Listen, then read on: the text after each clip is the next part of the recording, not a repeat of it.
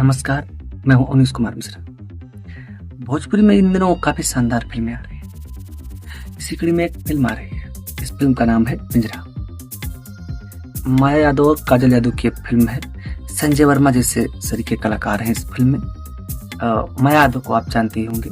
भोजपुरी में माँ का किरदार माया यादव ने काफी बखूबी निभाया है। बहुत सी फिल्में उनकी आई हैं। पवन खेसारी सबके लिए उन्होंने काम किया। आप बता दें कि काजल यादव उनकी बेटी है, जो कि भोजपुरी में एक अच्छी एक्ट्रेस है। शक्ल सूरत सब काफी अच्छी है उनकी। और उनकी एक फिल्म आई है पिंजरा।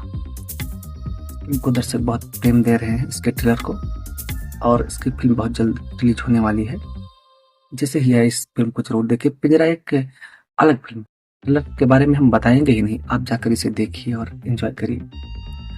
भोजपुरी में कुछ अच्छा करने की कोशिश की है। माया यादव खुद इसकी प्रोड्यूसर है और काफी शानदार काम करने की कोशिश की है माया यादव ने। तो इस कम बजट की फिल्म को भी आप सराहिए और भोजपुरी को आगे बढ़ाने में मदद करिए।